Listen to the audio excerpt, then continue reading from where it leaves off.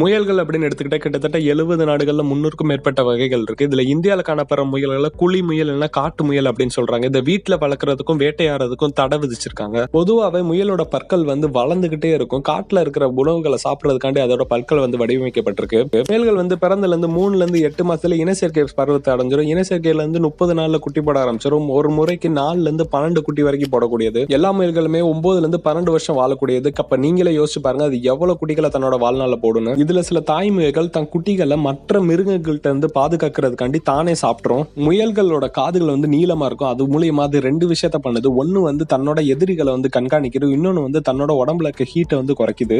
முயல்களோட ரத்தத்தை தேங்காய் எண்ணெய்ல கலந்து யூஸ் பண்றதுனால முடியே வளராதவங்களுக்கு கூட வளரும் அப்படின்னு சொல்றாங்க. இப்ப சில வருஷமா இந்த முயல்கள் இறைச்சி கண்டி வளர்க்குறாங்க. அதுல மிகப்பெரிய சத்துக்கள் இருக்கதா தெரிய வந்திருக்கு. நீங்க முயல் கறி சாப்பிடுறீங்க அப்படின்னா கமெண்ட்ல லீவ் பண்ணுங்க. நம்ம சேனலை சப்ஸ்கிரைப் பண்ணி வச்சுக்கோங்க.